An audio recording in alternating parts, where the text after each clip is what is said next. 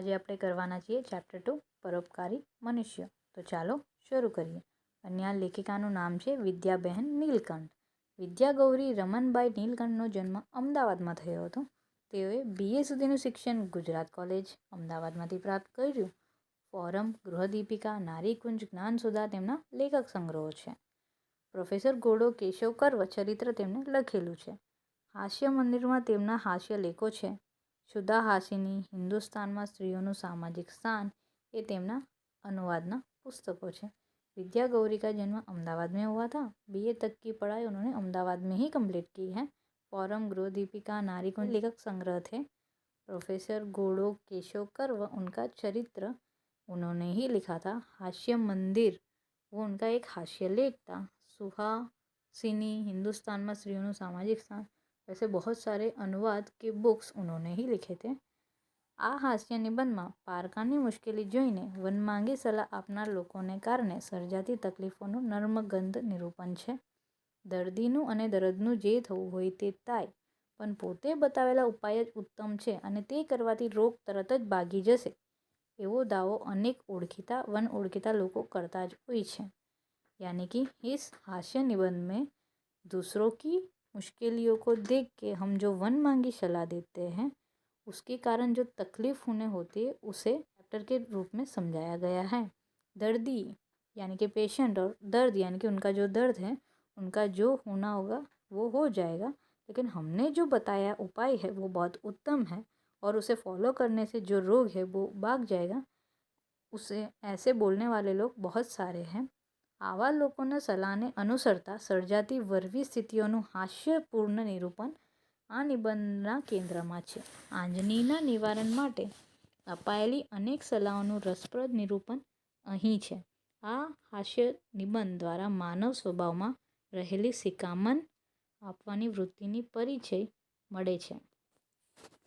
ऐसे लोगों की सलाह को हम अनुसरण करते हैं तो कैसे कैसे सिचुएशन बनते हैं उसे हास्यपूर्ण रूप में इस निबंध में केंद्र किया गया हुआ है। आंजनी, आंजनी यानी कि बिलनी, आंजनी यानी कि अपने आँख के ऊपर जो फोड़ली होती है उसे आंजनी बोलते हैं गुजराती में, और हिंदी में उसे बिलनी बोलते हैं। आंजनी का निवारण अपने अपने अलग अलग सलाह के द्वारा कैसे उसे ठीक करने का प्रयास किया गया हुआ है वो इस चैप्टर में हास्य के रूप में दिखाया गया है। और हास्य निबंध यानी कि ये निबंध के द्वारा हमें ये बताने की ट्राई कर रहे हैं कि दूसरों को सलाह देने से क्या क्या हो सकता है वो हास्य के रूप में दिखाया गया है। मने एक वार आंजनी थई हती। 2-3 दिवस में काई इलाज कर्यो नहीं। एम जान्युं के मटी जशे, एमां शुं भारे दर्द छे। परंतु आंजनीए बहु पीड़ा करवा मांडी एटले मैं अमारा घरना डाक्टर पासे गयो। तेमणे कह्युं एना पर काई लगाडवानी जरूर नथी। पाके एटले मारी पासे आवजो, हूँ नस्तरथी फोड़ीश। एक थई छे तेमां कई फिकर नहीं। फरी थशे तो पीवानी दवा हूँ लखी आपीश। बहु पीड़ा थाय तो सेक करजो। एक दिन लेखक जो है उसे आंजनी हुई थी तो वो 2-3 दिन उसे कुछ नहीं किए, सोचे कि वो ठीक हो जाएगा, लेकिन वो उसका दर्द बढ़ता गया दिन भर दिन। तो कुछ दिनों के बाद वो अपने फैमिली डॉक्टर के पास गए तो डॉक्टर ने कहा कि इसके ऊपर कुछ लगाने की ज़रूरत नहीं है, वो पक जाएगा तो वो आ जाना, मैं उसे नस्सर से फोड़ दूंगा और फिर से दूसरा होगा तो मैं दवा पिला दूंगा, इसे अभी कुछ करने की ज़रूरत नहीं है। हाँ, अगर शेक करना हो तो शेक कर लेना। हूँ घेर આવ્યો ત્યારે અમારા કુટુંબના એક મિત્ર મને મળવા આવેલા હતા। તેમને કહ્યું, ભાઈ ક્યાં જઈ આવ્યા? આકે શું થયું છે? મેં ઉત્તર દીધો, આંજની થઈ છે માટે ડાક્ટર પાસે ગયો હતો, પણ ડાક્ટર કહે છે એને છેડશો નહીં, એની દવા નથી, બીજે તસે તો પીવાની દવા આપીશ। આટલું સાંભળતા અમારે એ મિત્ર ક્રોધે ભરાઈ ગયા। હરામખોરો, ડૉક્ટરોને સરકાર ગાંસડા ભરીને મફતનો પગાર ખવડાવે છે, વળી કહે છે કે એની કાંઈ દવા જ નથી, ત્યારે એના ભણતરમાં શું પૂળો મૂકવાનો છે? અને કહે છે કે બીજી થાય ત્યારે આવજો, બીજાની વાટ જુઓ ને એ ભાઈ સાહેબ ત્યાંથી પીવાની દવા લો કે એમના ગજવા ભરાય, એમાં દવા પીધે શું થાય? તમે પણ ભલા માણસ છો, એક કોળીનું કરજ નથી, તુવેરની દાળ ઘસીને ચોપડી દો એટલે नरम पड़ी जैसे। उस दिन मैं फिर घर गया था, तब मेरे फैमिली फ्रेंड आया हुआ था। उसने मुझे कहा, भाई क्या हुआ तुम्हें? तो मैंने आंसर दिया कि आंजनी हुई है और अभी डॉक्टर के पास जाके आया हूँ। डॉक्टर ने कहा है कि उसे कुछ करना मत, मैं इसकी कोई दवा नहीं है और वो कुछ दिनों में ठीक हो जाएगा। मैं घर पे आया था, तभी मेरे घर पे मेरे फैमिली फ्रेंड आया हुआ था और उसने मेरे आँख को देख के बोला, क्या हुआ है भाई? तो मैंने उसे आंसर दिया था कि आंजनी हुआ है, अभी डॉक्टर के पास जाके आया हूँ। डॉक्टर ने कहा है कि उसे कुछ करना मत और इसकी कोई दवा नहीं है, दूसरी जब होगी तब मैं पीने की दवा दे दूँगा। उसे सुनते ही मेरे दोस्त को बहुत गुस्सा आया और उसने चिल्लाया कि हरामखोर, गवर्नमेंट के जो डॉक्टर है वो मुफ्त के यानी कि फ्री के पैसे पगार ले रहे हैं क्या? कि इसकी कोई दवा ही नहीं है, तो इतना सारा पढ़ाई किया डॉक्टर की, उसमें कहीं पे इसकी दवा है ही नहीं क्या? और बोल रहे कि दूसरा होगा तब आओ, यानी कि दूसरा जब होगा तब तक वेट करो और तब तक उसका दर्द सहते रहो। वो और बाद में भी क्या करेंगे वो लोग? दवा देंगे, और वो भी अपने जेब भरने के लिए और पैसे कमाने के लिए। बोले कि दवा लेने से क्या होगा? बोल रहे कि चलो रहने दो, मेरी बात सुनो, ये तुअर की दाल जो होती है उसे घिस के उसे आंजनी के ऊपर लगा देना तो वो थोड़ा नरम हो जाएगा। મેં કહ્યું, ડાક્ટર દવા આપવાની ના કહે છે ને તમે કહો છો એના ગજવા ભરાય, દવા તો બજારની લાવવાની છે। मैंने कहा, आप बोल रहे हो कि डॉक्टर ने दवा नहीं दी है और देंगे तो उनका गजवा यानी कि उनका जेब पैसों से बढ़ जाएगा, ऐसा क्यों? मैं तो दवा तो बाजार से लाऊंगा। અમારા મિત્ર બોલ્યા, તમે છેક ભોળા છો, એ તો ગાંધી વૈદ્યનું સહિયારું। વિલાયતના દવાવાળાઓ ડૉક્ટરોને પગાર આપે છે, પગાર અને અહીંના વેચનાર કમિશન આપે છે। और मेरे फ्रेंड ने कहा है कि तुम बहुत भोले हो, तुम्हें पता ही नहीं है कि मेडिसिन में होता क्या है। डॉक्टर दवा लिख कर देते और उस दवा को जो बेचते वो उन्हें दवा और उनके बेचने के लिए कमीशन मिलता है। મેં વધારે તકરાર કરી નહીં એટલામાં પોસ્ટમેન ટપાલ લઈને આવેલો હતો। તે કહે છે, આ શેઠ ખરું કહે છે, દાળ ચોપડજો સાહેબ, પણ જરા ગરમ કરજો।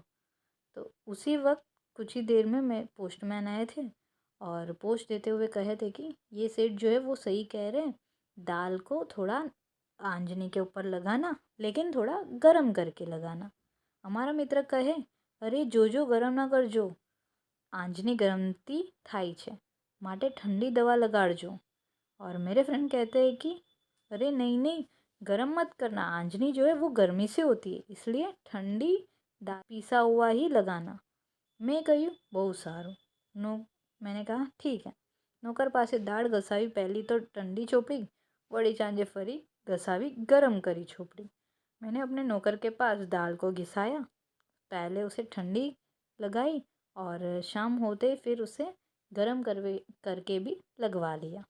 बीजे दहाड़े बजार में कई लेवा हूँ गयो तो दुकानदार कहे, साहेब आपने आंजनी थई छे तो जव घसीने કા ચોપડતા નથી, મફતની દવા છે, પણ જવ ઊભો ઘસવાનું ધ્યાનમાં રાખજો। તેને ત્યાં કોઈ બીજો ગૃહસ્થ આવેલો હતો, તે કહે કે ઊભો નહીં આડો, મારો તો તેવો અનુભવ છે। दूसरे दिन मैं जब बाज़ार में गया था, वहाँ पे एक दुकानदार मुझे बोला कि साहब आप आंजनी के ऊपर जौ घिस दो, जौ का पाउडर जो आप लगाओगे तो वो ठीक हो जाएगा, ये फ्री की दवाई है। और ध्यान रखना कि जौ को जो है उबे यानी कि खड़े खड़े घिसना, उसे टेढ़ा करना मत। और तभी एक दूसरा गृहस्थ आया और उन्होंने कहा, नहीं नहीं, आप आड़ा ही घिसो, आड़ा घिसोगे तो आपको अच्छा हो जाएगा, यह मेरा अनुभव कहता है। मैं घरे जई एक बार ઊભો જવ ઘસીને બીજી વાર આડો ઘસી ચોપડવા ધાર્યો, એમાં આપનું શું જાય? જેનાથી મટવાનું હશે તેનાથી મટશે। દુકાનમાંથી નીકળ્યો એટલામાં પાડોશીની ચશ્માની દુકાનના માલિકે મને દીઠો। તે મારી પાસે આવી કહે છે, ભાઈ સાહેબ મારું કહ્યું માનો તો આ તમને આંજની થઈ છે તે માટે એક જાગા ગોગલ્સ લઈ જાઓ। હું મારા સ્વાર્થ માટે કહેતો નથી, જોઈએ તો કપ થઈ રહે એટલે એ જોડ પાછી મોકલાવજો। દુકાન આપની જ છે। મેં ચશ્માની જોડ વેચાતી લઈ પહેરી લીધી। उस दिन क्या हुआ था कि वो घर पे गया और वो जो जौ था उसे उसने ऊबा भी घिसा और आड़ा भी घिसा। सोचा कि जिससे ठीक होना है वो हो जाएगा, नहीं तो कोई नहीं। फिर क्या हुआ, उसी दिन उसके पड़ोसी जो थे वो आए और पूछे कि आको को क्या हुआ। फिर बोले कि एक काम करो, मेरे दुकान में से आके एक गोगल्स लेकर जाओ और उसे यूज़ कर लेना, फिर ठीक हो जाएगा तो आके रिटर्न कर देना। ये मेरे स्वार्थ के लिए नहीं बोल रहा हूँ, यानी कि मैं इस चश्मे को बेचने के लिए नहीं बोल रहा हूँ। लेकर जाना और ठीक हो तो दे देना। और मैं गया था और वो चश्मा एक जोड़ी ले लिया। ઘેર અમારા ઘરનો જૂનો મુનિમ આવેલો હતો. તેને પૂછ્યું, ચશ્મા કેમ ગાલ્યા છે શેઠ? આંજીની હકીકત જાણી તે કહે છે, બધી વાત જવા દઈ કેસર ગોળી ચોપડો. મારા બનેવીને બાંજાની ફૂવાને થઈ હતી તે અમે તો એ ઈલાજ કર્યો હતો, રામબાન છે, ઘડી એકમાં મટી જશે. तो हमारे घर एक जूना मुनीम, घर के हिसाब किताब जो देखते थे उसे मुनीम बोलते, तो पुराना मुनीम आया हुआ था और उसने सेठ जी को पूछा कि चश्मा क्यों पहने हो। फिर जो हकीकत है उसे जानने के बाद उसने सलाह दी कि सारी चीज़ों को छोड़ दो सेठ, और केसर को है ना अपने आंजनी के ऊपर लगा दो तो वो ठीक हो जाएगा।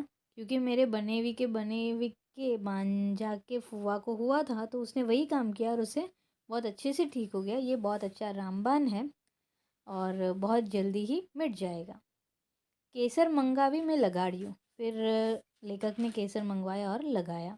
हजामत करवा हजाम આવ્યો તે કહે છે કે સાહેબ આ આંજની પર શું લગાડો છો? સૌ કરતાં સિંદૂર મંગાવી દાબી दो तो तरत જ आंजनी दबाई जैसे। तो हजामत करने के लिए हजाम वाला आया तो उसने देख के बोला कि साहब ये आंजनी के ऊपर क्या लगा रहे हो, एक काम करो सिंदूर लगाओ तो वो तुरंत दब जाता है और ठीक हो जाएगा। सिंदूरपन में दबाई, फिर उसने सिंदूर भी उस आंजनी के ऊपर लगाया। ઓફિસમાં અમારી સાથે કામ કરનારમાંના એક કહે છે કે ભાઈ હમણાં આંજણીના વાયરા છે તેથી થોડા દાડા રહીને મટશે, અહીંથી રજા લઈ એક દાડો ઓઢી પોડીને ઘરે સૂઈ રહો ને તે કરતાં કંઈ કરવું જ હોય તો એક તુચકો બતાવો. તમે કોઈ વાંજની સ્ત્રી જાણતા હો તો રાત્રે પડે તેને ઘેર જઈ બારણા ઠોકજો. તે પૂછે કે કોણ? તો કહેજો કે એ તો હું આંજની રાની, આજ મારે ઘેર ને કાલે તારે, એમ कही चालिए आवजो, मारा सम टचको अजमाओजो। लेखक के साथ जो काम करता था उसमें से एक ऑफिसर बोल रहे थे कि अभी आंजनी के वायरे चल रही, यानी कि अभी बहुत सारे लोगों को आंजनी हो रहे हैं तो वो कुछ दिनों के बाद ही ठीक होगा। तो एक काम करो, आप एक दिन की छुट्टी ले लो और घर पे रह के आराम करना। और घर पे आराम करता करते मैं एक सलाह दे रहा हूँ, वो अगर करना हो तो ट्राई कर सकते हो। ये कि आप कोई वांजनी स्त्री के घर पे जाना रात को। वांजनी स्त्री यानी कि ऐसी स्त्री जिसके अभी तक कोई संतान नहीं है, संतान होते नहीं है, वैसे स्त्री के घर पे रात पे जाना और उसका जो डोर होता है उसे ठक के बोलना। वो बोलेगी कि कौन हो तो तुम्हें रिप्लाई देना है कि मैं हूँ आंजनी रानी, आज मेरे घर पे कल आपके घर पे, ऐसा बोल के रिटर्न आ जाना। और बोल रहे कि मेरी कसम है, अगर आपको ये उपाय अजमाना है तो आप अजमा के देख सकते हो। પરાયે ઘર કાંઈ કામ વગર રાતે એકલા જવાનું ઠીક ન લાગવાથી મેં ના કહી ત્યારે તેઓએ સાથે આવવા આગ્રહ કર્યો ને તે રાતે મેં એ ઉપાય પણ અજમાવ્યો, પણ આંજની તો તેમની તેમ। तो दूसरे के घर रात को जाना मुझे ठीक नहीं लगा तो मैंने वो उपाय ट्राई करने का सोचा नहीं, लेकिन मेरे फ्रेंड ने मेरे साथ आने का नक्की किया तो फिर हम रात को गए थे और वो उपाय भी अजमा लिए। लेकिन वो आंजनी वैसे की वैसी, उसमें कोई चेंजेस नहीं हुए। બીજે દહાડે મારા ઓળખાણવાળા એક શેઠની મિલનો ભૈયો કાંઈ કામસર આવ્યો, તેને પૂછ્યું, जी इसमें क्या बड़ी बात है, 8 दिन एक छोटा कटोरा बंग पीना शुरू करना, याकुती बड़ी ठंडी है, आप इनका गुण देख लो, डॉक्टर की दवाई में क्या पीने का। दूसरे दिन पहचान वाले सेठ के वहाँ काम करने वाला एक भैया आया और उसने मुझे सलाह दिया कि इसमें कौन सी बड़ी बात है, मैं आपको एक सलाह देता हूँ कि 8 दिन है ना, आप छोटा छोटा कटोरा बांग पीना शुरू कर दो, ये बहुत ठंडी चीज़ है और इससे जल्दी ठीक हो जाएगा, डॉक्टर की दवाई पीने की कोई ज़रूरत ही नहीं है। મેં કહ્યું, ભૈયાજી, હું ભાંગ કે બીજો કોઈ કેફી પદાર્થ પીતો નથી, लेकिन मैंने कहा कि भैया मैं भांग और कोई नशे वाली चीज़ें को पीता नहीं हूँ। भैया कहे, अरे जी, वो तो दवाई के लिए कहता हूँ, थोड़ी सी ज़रूर पीना, પરંતુ એની સલાહનો મેં અમલ કર્યો નહીં। પરંતુ ભૈયાએ કીધું लेकिन भैया ने कहा है कि अरे जी वो तो दवाई के लिए है, थोड़े से पीने से कुछ नहीं होगा, लेकिन मैंने वो सलाह का आग्रह नहीं किया। મારા વૃદ્ધ માસી પૂંજાનું ચંદન ઘસતા હતા। આ ચંદન લગાડી જો। મેં તે લગાડ્યું। જમતી વખત રસોઈએ કહ્યું, सूंड छोपड़ो। मैं सूंड पण छोपड़ी। मेरी वृद्ध मासी जो है वो चंदन घिस रहे थे, उन्होंने कहा कि ये चंदन लगा के देखो, तो मैंने वो चंदन भी लगाया। फिर खाते वक्त मेरा रसोइया यानी कि जो खाना बनाता है उसने बोला कि सूंड छोपड़ो। सूंड यानी कि जो अदरक का सूखा पाउडर होता है ना वो, लेकिन वो लगा के देखो, तो तब मैंने वो भी ट्राई किया। खेप લઈને ધોબી આવ્યો, તે કહે કે લવિંગ ઘસીને લગાવો, તે પણ લગાવ્યું। એટલામાં રૂ પિંજારો આવ્યો, તેને કહ્યું કે એક બેદું લાવી તેની સફેદી લગાડો, તે જુએ કે હું કરો છું कि खोटो। तो धोबी आया था कपड़े धोने वाला, उसने भी सलाह दी थी कि लविंग घिस के ट्राई करना, तो मैंने वो भी लगाया। फिर रूह पिंजने वाला पिजारा आया था, उसने बोला था कि एक बेदू लावी यानी सफ़ेदी लगाड़ो, यानी कि अंडा जो होता है, अंडे का वो जो सफ़ेद वाला पोर्शन होता है वो लगा के देखो और देखो कि मैं बोल रहा हूँ वो सही है कि गलत। फिर मैंने वो भी ट्राई किया। તે ઉપાય પણ અજમાયો, કેમ કે દુખતી હું કંટાળી ગયો હતો અને કાંઈ કરતે આરામ થાય છે એમ જાણી પર દુઃખ ભજન मनुष्यों सलाह अमल में एक पाची एक मुक्तो गयो। मेरे आंजनी से मैं इतना कंटाल गया था कि कोई भी कुछ भी सलाह दे तो वह मैं उसे अप्लाई कर देता था, क्योंकि कहीं तो ऐसा लगता था कि ठीक हो जाएगा, लेकिन इतने सारे दुख लेने के बाद भी वो आंजनी अभी तक ठीक नहीं हुई। ઘરની દળનાવાળી લોટ લઈને આવી તે કહે કે શેઠ સાહેબ ઘણા ઉપાય કર્યા હશે, એક મારો અજમાવો। આમલીનો કચકો ઘસી કચકાનો ઘસેલો છેડો આને પર વળગાવી દેવો, તે મરતા સુધી ત્યાં છોટી રહેશે અને મરશે એટલે એની મેળે ઉકળી જશે। तो आटे को पीसने वाला एक भैया आए थे मेरे घर, उसने भी बोला कि सेठ जी मैं एक उपाय बताऊंगा, वो ज़रूर ट्राई करना। आमले का जो वो बीज होता है उसे घिसो और घिसने के बाद जो वो पोर्शन होता है राइट साइड वाला वो आपके आंजने के ऊपर लगाना और वो वहाँ पे चिपक जाएगा, और जैसे ही आपकी आंजनी ठीक हो जाएगी वो वहाँ से निकल जाएगा अपने आप। आ उपाय पछी बीजू काई लगाड़ाई नहीं, तेथी ते छेल्लो अजमावो दारी में जवाब में ठीक एम कह्युं। इस उपाय के बाद तो उसके ऊपर कोई और लगा ही नहीं सकती, क्योंकि वहाँ पे बीज जो है वो कचको जो है वो चिपका रहता है। तो इसलिए मैंने सोचा चलो ठीक है, छेल्ला ट्राई है, लास्ट ट्राई एक बार कर लेते हैं। ओटले हूँ ऊभो हतो एटले गोड़ वेचनार मारवाड़ी આવ્યો। તેને કહ્યું, શેઠજી અમારા લોકો તો આવી આંજની થાય તો તેના પર ગોળનો ચપકો દે। છરીનો પાન પર ગોળ મૂકી તેને તપાવી લગાડી દેવો, ગરીબ માણસનો ઉપાય છે। અમે डॉक्टरना पैसा भरिए तो मरी जाइए। उस दिन मैं घर के आंगन में खड़ा था, तभी गुड़ बेचने वाला एक मारवाड़ी आया। उसने कहा कि सेठ जी हमारे लोग तो ऐसे आंजनी होती है तो उसके ऊपर गुड़ का चपको लगा देते हैं, एक छरी लेके उसे गुड़ को थोड़ा गर्म करके उसे लगा लेना, ये हमारे गरीब लोगों का उपाय है। हम डॉक्टर के पैसे देंगे तो हम मर जाएंगे। ગોળનો ચપકો તે શેક જેવો જ દારી તે દીધો, પરિણામમાં દર્દ વધ્યું। સાંજે અમારા ગોર કહે, ગોળ એકલો ગરમ માટે એલચીને ધીમા ઘસી લગાવો, ઘીમાં સર્વગુણ રહેલા છે, હું તો દિવેલ પીવાને બદલે ઘી જ પીવું છું। तो गोड़ का जो शेक किया था उसके बाद मेरा आंजनी का जो दर्द था और भी बढ़ गया। शाम को मेरे गौर बोलते हैं कि गोड़ जो है वो गर्म होता है, तो उसके साथ एलची को भी घिस के लगोगे तो थोड़ा ठंडक मिलेगा। और घी में तो सर्व गुण है, यानी कि घी में बहुत सारे गुण हैं, वो बहुत अच्छा होता है। और मैं तो दिवेल की जगह घी को ही बहुत ज़्यादा यूज़ करता हूँ। एलची ने घी લગડાવતા હતો એટલામાં મારા એક પારસી દોસ્તાર આવી ચડ્યા, તે કે અરે મિસ્ટર આ શું ગોજું કરી મૂક્યું છે? આંખને ઘી ગોળના લવારા કાંઈ કરાવો છો?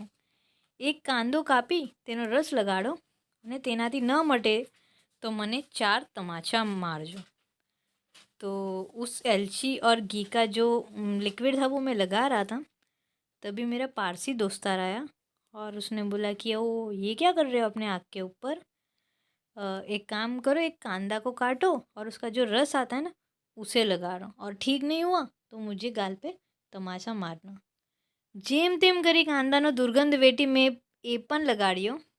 હવે તો આંજણીના અંદર શા હાલ હતા તે ખબર પડે તેમ ન હતું।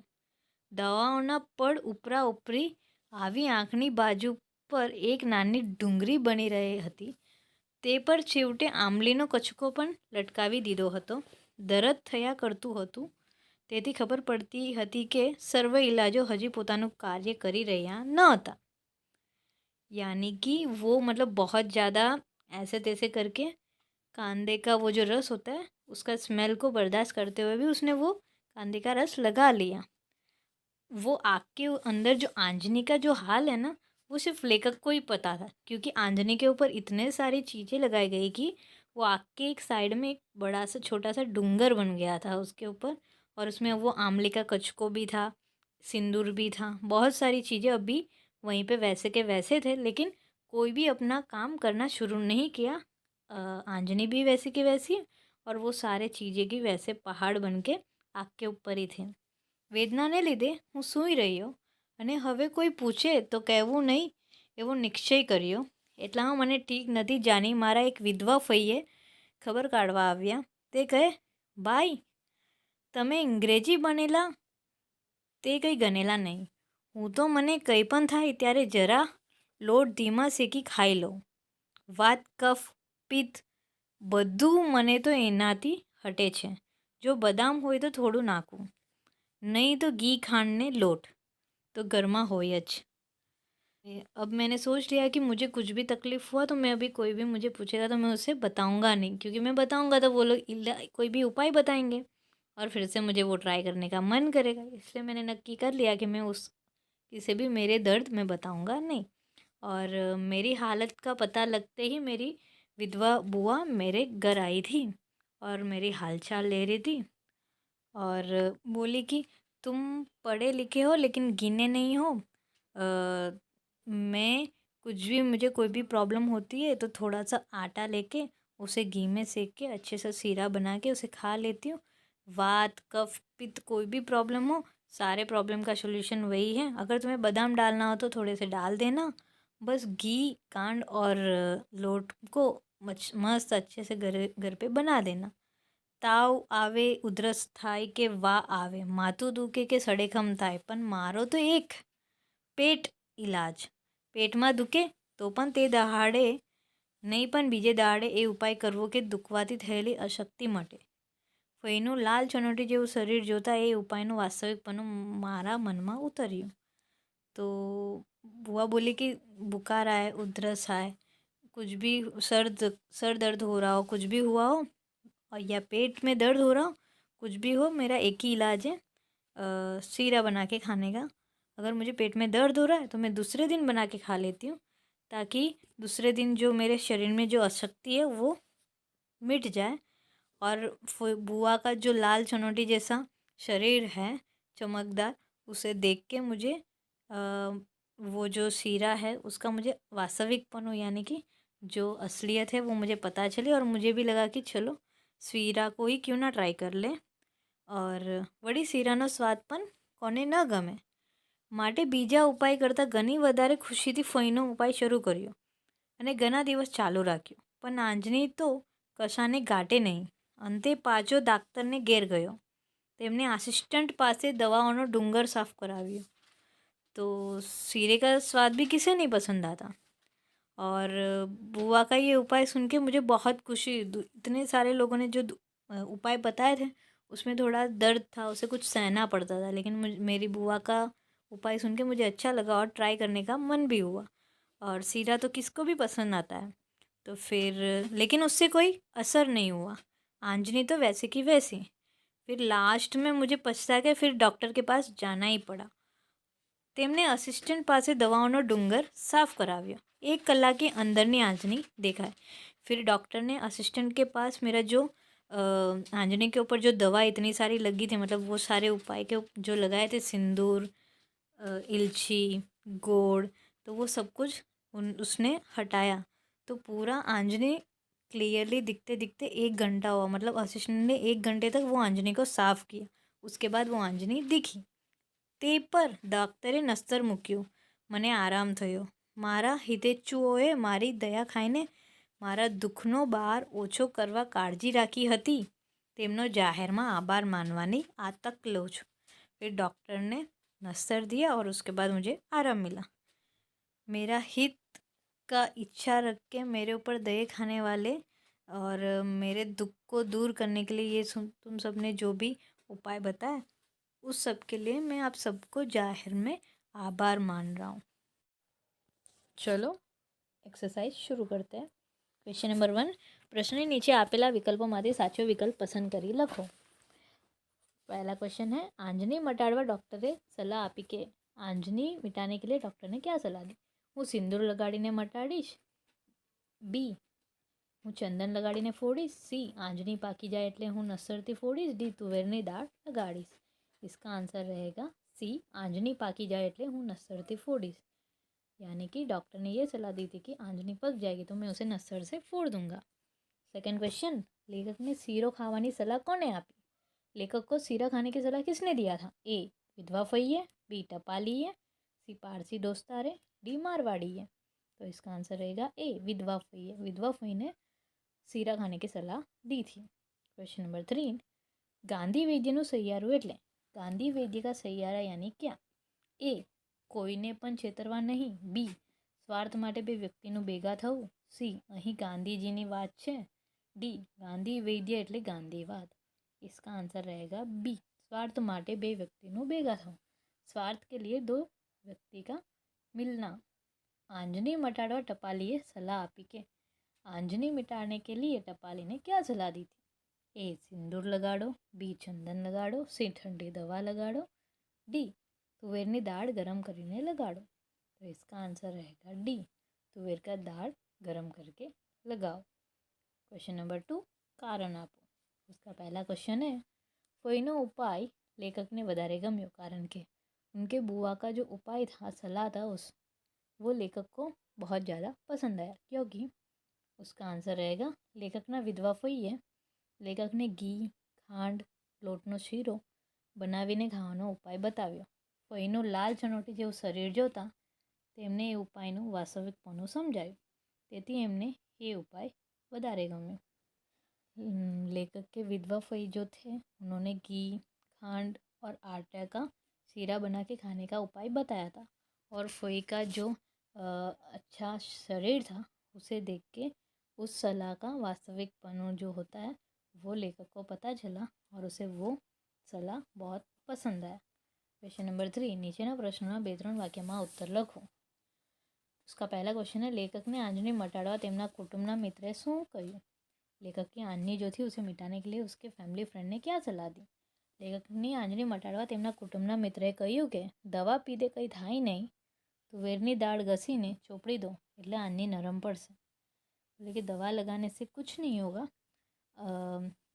तुवेर की दाळ जो होती है उसे घिस के उसे आंजनी के ऊपर लगा दो तो वो नरम पड़ जाएगी। क्वेश्चन नंबर 2, लेखक ने आंजनी मटाड़वा जूना मुनीम ने हजामे कयो उपाय बताव्यो? लेखक ने आंजनी मटाड़वा माटे जूना मुनीमे केसर गोळीने आंजनी ऊपर ચોપડવા કહ્યું। એ જ એનો રામબાણ ઇલાજ છે। હજામે સિંદૂર મંગાવી आंजनी पर दबाई देवानो उपाय बताव्यो। लेखक के जो जूने मुनीम थे और जो हजाम थे, उन दोनों ने क्या क्या उपाय बताया? तो लेखक के जो जूने मुनीम थे उन्होंने बोला था कि केसर को भिगो के आंजनी के ऊपर लगा देना, वही रामबाण इलाज है। और हजाम यानी कि नाई, तो नाई ने सिंदूर लगा के आंजनी को दबाने की उपाय दिया था। क्वेश्चन नंबर 4, नीचेना प्रश्नोना 5 वाक्यमां उत्तर लखो। उसका पहला क्वेश्चन है, लेखक ने आंजनी मटाड़वा चश्मावाड़ा ऐसी सलाह दी? लेखक की आंजनी मिटाने के लिए चश्मे वाले ने क्या सलाह दी? लेखक की आंजनी લેખકને આંજણી થઈ હતી. તે બજારમાંથી આવતા હતા ત્યાં પડોશની ચશ્માની દુકાનના માલિકે એમને દીઠા. તે લેખક પાસે આવ્યા અને કહ્યું, ભાઈ સાહેબ, મારું કહ્યું માનો તો તમને આંજણી થઈ છે, તે માટે એક ઝાકા ગૂગલ્સ લઈ જાઓ. હું મારા સ્વાર્થ માટે નથી કહેતો, ખપ થઈ રહે એટલે એ જોડ પાછી મોકલાવજો. तो लेखक को आंजनी हुआ था. वो बाजार में से आ रहे थे, उसके पड़ोसी के पास चश्मे की दुकान थी. तो उसने कहा कि एक काम करो, आपकी आंखों में आंजनी हुआ है तो ये गूगल्स लेकर जाओ, इसे यूज़ करना, और ये मेरे स्वार्थ के लिए नहीं कह रहा हूँ, और ये ठीक हो जाएगा तो फिर से मुझे रिटर्न दे देना. हाँ, इस तरह लेखक की आंजनी मिटाने के लिए चश्मे वाले ने आखा गूगल्स लेखक को दिए थे. परोपकारी मनुष्यों की सलाहना परिणाम विषय लखो.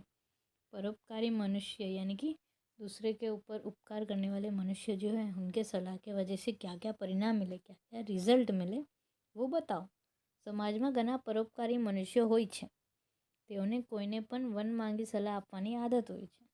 यानी कि अपने समाज में बहुत सारी परोपकारी मनुष्य रहते हैं. उन्हें किसी को बिना बोले सलाह देने की बहुत आदत रहती है. તેમની આ આદતથી સલાહ લેનાર વ્યક્તિને ફાયદો થવાને બદલે ઘણીવાર મોટું नुकसान થાય છે. तो उनकी ये आदत की वजह से जो भी सलाह लेता है ना, उसे फ़ायदे की जगह बहुत ज़्यादा नुकसान होता है. કારણ કે સલાહ આપનારને જે તે વિષયનું સંપૂર્ણ જ્ઞાન હોતું નથી. जो भी सलाह देता है उसे उस विषय के अंदर बहुत अच्छे से जान यानी कि ज्ञान रहता नहीं है. લેખકને આંજણી મટાડવા લોકોના વન માંગેલા ઉપાય અજમાવ્યા. लेखक अपने आंजनी मिटाने के लिए लोगों के सारे उपाय अजमा लिए. परिणामे તેમનું દર્દ વધી ગયું. છેવટે નસ્તર મુકાવવું પડ્યું, और लास्ट में वो पूरा दर्द जो है वो बहुत बढ़ गया. लेकिन नस्तर से ही उसे ठीक करना पड़ा. વન માંગી સલાહ સ્વીકારને બદલે આપણે જે તે વિષયના નિષ્ણાતની સલાહ લેવી જોઈએ. तो वन मांगी सलाह यानी कि दूसरों की सलाह लेने से अच्छा है जिसका जो विषय होता है, यानी कि जिस चीज़ में जो लोग एक्सपर्ट होते हैं उसी की सलाह लेनी चाहिए, किसी की भी सलाह लेनी नहीं चाहिए. Do like, share and subscribe my channel. Hit the bell icon button.